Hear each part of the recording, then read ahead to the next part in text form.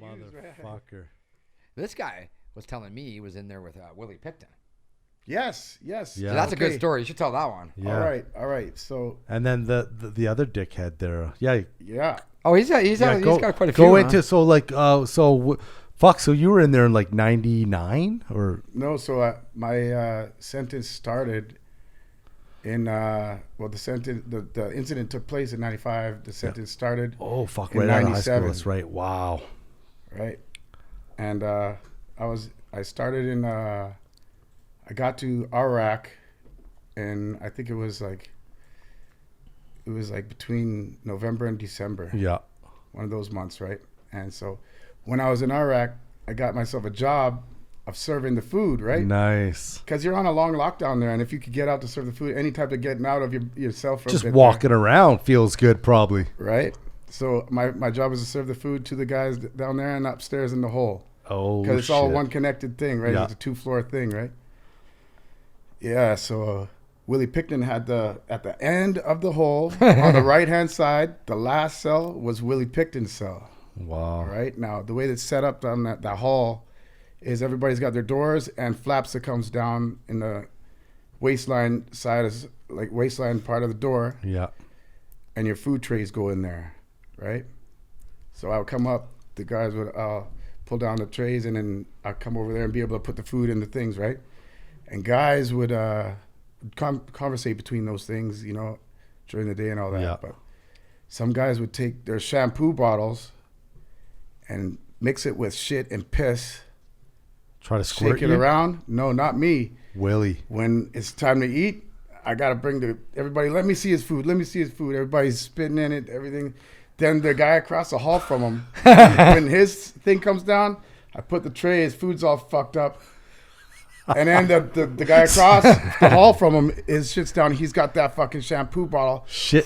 It's like a whiz of piss, of fucking piss and shit. That's been sitting there for days. And it's powerful. It's going right, arced into his fucking and you're just every fucking time. And you're just it's a serving shit arc. So I serve him his fucking food that's already everybody's had their way with Fucking guy. on the way down the hall. That's awesome. And then when I get out of the way, he lets it launch into his cubby thing there. That is Like Cecil just steps out of the way like a matador, let that shit right? fly in, right? And that shit gets fucking man. Holy fuck. What about the other guy you were saying you were in there with, the tall motherfucker? They called him the headhunter. He was in mission. He was in the Happyface Killer. Was it? Is that what it was? Yeah. After I looked him up, it was the Happyface Killer. I don't know why everybody was talking the headhunter stuff in there about how he was caught driving with a head on the passenger seat.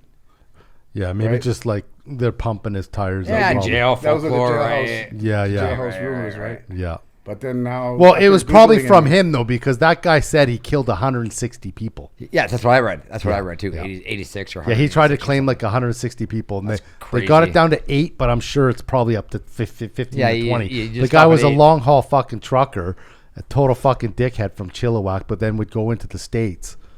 That's crazy. And I read that he was trying to be a Royal Canadian Mounted Police too. Yeah. I read that too. Yeah. So sorry for cutting you off. Sorry. Now they know who this fucking dickhead is. He was huge, man. That guy's huge. His whole head was shaved and his eyebrows were shaved. Everything was shaved on his face and his head, right? He was a big guy, man. Yeah. And he's a homosexual, right? Yeah, so he's raping people. And he liked blonde-haired, younger-looking guys. Like Tom Gibb lookalikes. Tom Gibb lookalikes. Exactly like Tom Gibbs. Like a Zach Morris from Saved by the Bell. Exactly like that. Thank you. That was what he That's liked. a better one for everybody, right? Yeah. And he was, sometimes he'd have cellmates, man. And he'd tie them to the bed. Get the fuck out. Bang them and stuff. Have his way with them. Go get their food for them, and so they wouldn't And have to what leave the cell. how do you get? Okay, this is my question. Well, because he's 6'7", I get that 300 part. pounds. Okay, I'm not talking about the raping part. Yeah, I'm talking about where are the fucking guards? Well, absolutely. That's my question. And before we go any further, if there's anybody that had a run-in with this fucking guy and he did this to you, you should be filing a fucking class action lawsuit, because that's fucking bullshit. Yeah. Because how many guys were they pointing out to you that guy raped? Many, man. I seen at least 3 dudes, and then there was another dude who came up to me who told me about how, because over there you got to go to the shower. It's at there's showers on the unit, right? everybody has to take. It's just a single person shower though. Yeah. He said he was in the shower drying off, and then the door comes open, and then it's that fucking guy coming in on him on the shower, man. Oh, fuck. And he has the same look, the blonde hair. What are you gonna do? Right? He's huge. You're in a weird situation. I'm just wondering. There like he must maybe he's paying the guard or something. I don't know. I don't know. Way, man. There's no way he's paying anybody. So he's just getting away with it. I don't know how that happens with the kids that have been strapped to his bed and shit like that. Like fuck, that's savage. Because by the time I was there, he didn't have a roommate anymore. I can think. I guess not. Do you think he's killed anybody in there? Was there any rumors about him stabbing people up or anything? I don't know for sure about that, but I know that there's dudes who got banged by him. Several dudes. Yeah, it's gotta be a horrible feeling, man. There'd be blood on the knife before shit on the dick. Yep, that is. That's right. That's. How come he? Did he ever try to get all handsy with you? Lucky for me, he's not into black dudes, man. Nice. No, but hey, you gotta say good-looking black dudes. Good-looking black dudes. like I seen. What would he say to you at the toaster? Any kind of He'd like? always like to start that little small talk with me every time I'm at the toaster. I'd be already done with it for about 2 minutes or something. He'd come up to me and ask me, hey man, are you done with that toaster? Motherfucker. How about that bread? Are you done with that bread?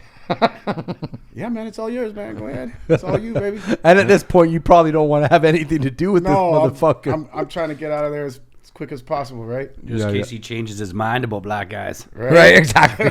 And what's this guy's full fucking name here? Is Keith Hunter Jesperson. Jesperson, I think. And he's from Chilliwack. This was in the 90s. This motherfucker Keith Hunter Jesperson.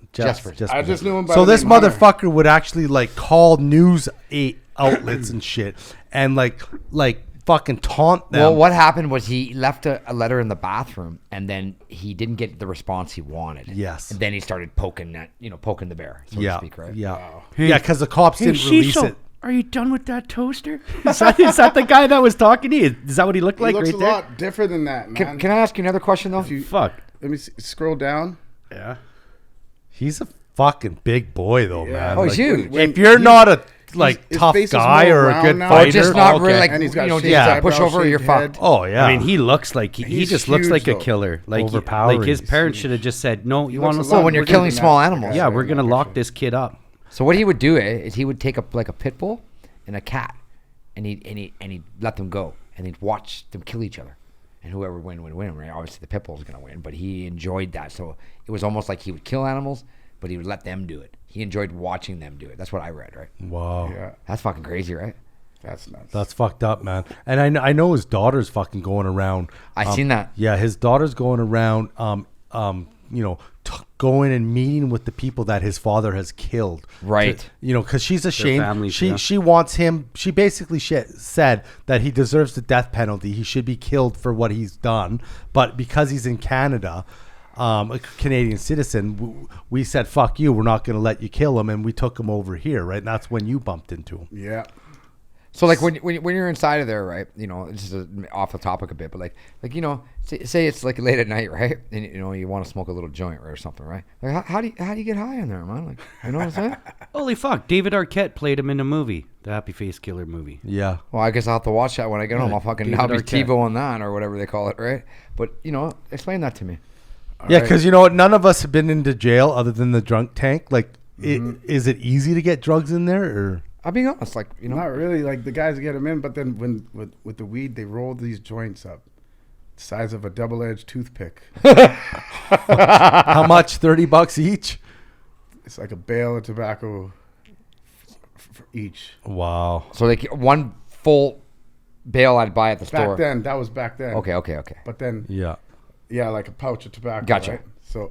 So it's like the size of the toothpick, and they don't want to waste it, so they chop it up into little 1 centimeter pieces. So if you do get caught, then you've already got a little hit. No, the way they do it is they pull out a pen and take out the inside of the pen and stick that on the end of the thing, on the end of the pen, and light it and use the pen as like a little pipe and get every That's so smart though. piece of smoke out of each Oh, toke. wow. So Yeah, none of because things no ever- air. That's Yeah. right.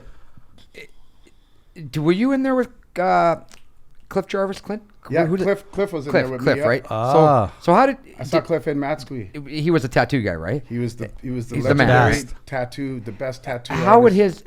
his setup be in there? Like how would that work? So the same type of big pen that we'd be using for those butt tokes. Right. That would be a piece of a tattoo gun that he'd take a piece of a Walkman engine or something. Yeah. Wow. A Ghetto Blaster engine. Tim whatever he Dog got, did that. Taped that to the top of the pen. Yeah. Right. He used to use, I think it was a Papermate pen. The blue Papermate pen, and he'd take a what's it called, like a safety pin, like So Yeah, just yeah, like a needle. a paperclip, unravel a paperclip, Dip it come in the down ink. the shaft, and then tie a needle with thread around that. You could order the needles from the native guys. They had access to needles that you could order from. Nice. Right, different groups, different ethnic different things. groups get different things. Right. Makes sense. If you want to order like some types of food, you can order it and have these gatherings, right?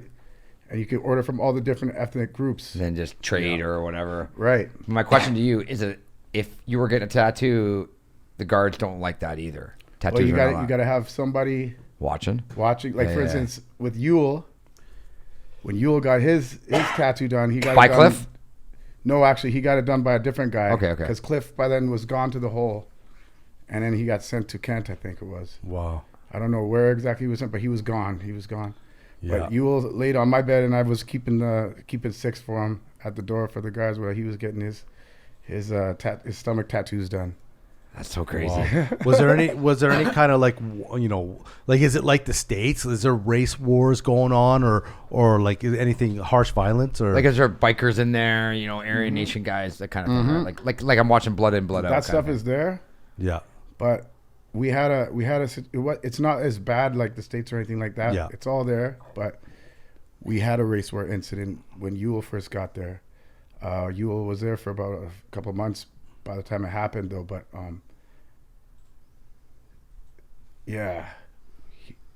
he Anything happen? it was like everybody was arming up and then going into the yard to meet up for the big race fight and everything. I don't want to say on why it started, Yeah. But yeah, it was really bad. They locked the whole place down, grabbed everybody's shanks. Question to you though: when you first walk in there, and you're in there for a year, say, and you get the no, who runs the joint? Who runs Matsqui? I don't know now, but back then, like just for your knowledge, when I first got there, like there's got to be some that run like a certain group of people that run the joint. no, like it wasn't like Okay. a certain group of people running the joint. It was like there's dudes who Everybody had their own little lane that they Do you understand what I'm getting at, right? There's cliques, right? And it depends on what's running it, right? Like because you could be in there and be like a junkie who wants to get something. Do you think? It's your podcast. Okay, man, here we are back from a break. We're crushing beers here up in the studio. We got Yep. RT motherfucking B. We got Cecil over there in the motherfucking corner. We're allowed to use his name now because he's had like 10 beers and a few joints. And we got Ali motherfucking G. What up? Okay, cool. Yeah, so let's just touch this Jesperson fellow a little bit more. The daughter basically has a TV show and she's going around doing interviews with the people that her father has killed. And it was interesting to me. But then I started thinking, like, why don't you first off maybe call corrections and see what your dad's up to in fucking prison? Because if he's still fucking raping and harming people, you should start there as well.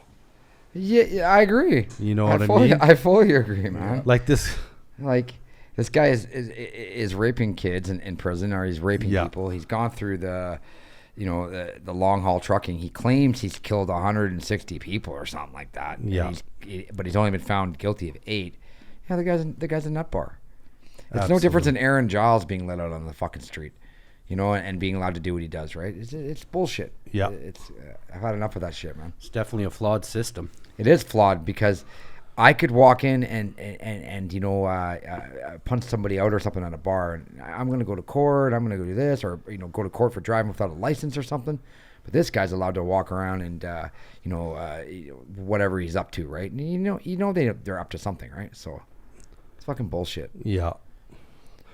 Yeah, and even the daughter's embarrassed. She basically said that he should do the death penalty. He should be killed, but because he's Canadian, so we don't, you know, kill Canadians, I guess. Mm-hmm. I guess being Canadian is saving his bacon, basically, right? Absolutely. Canadian bacon, I guess. You know what I mean? Absolutely. And like I'm sure you had other people tell you stories about him, you know, when you're in there, right? So, you know, he's harming people. That's what I'm getting at. Yeah, and they should fucking call. They should contact people, and they should try to fucking do a class action lawsuit, because that's bullshit. If guards are letting this happen, that is fucking bullshit. See, I think that you can't have your eyes and ears everywhere at all times, and you know, and these guys get real slick in there. You know, Cecil knows that they can get away with so much shit in there, and they know how to hide it, and they know when to hide it, what time to do it, when the guard's walking by, when he's not walking by. But you know when someone's fucking going around raping someone constantly, right? But in there, you can't be the guy that's telling anybody, because then everyone's gonna know that, you know, it's like one of those things, you just let it go. It's not you. Well, so. I don't know, man. I think I'd tell the guards, because I wouldn't want my fucking ass violated. You know what I mean? Like, no, I think I'd tell the guards if I got my ass violated, but I wouldn't, if I seen it happening, I would just look the other way, because it ain't happening to me. Yeah. Yeah, not me, man. I'm not pissing off some 350-pound giant. The way that I see it, in a shower. The way that I see it is, I would tell the guards, and everyone can be thanking me because I just saved your ass from getting raped. Yeah. You know what I mean? Like, fuck it. It's one of those situations, you're damned if you do and you're damned if you don't, right? Yeah. You're considered a rat, but I just saved your ass from getting fucking violated. Yeah. Because, you know? Yeah. Anyways, man. So, like, I didn't want to switch gears too much on you, but,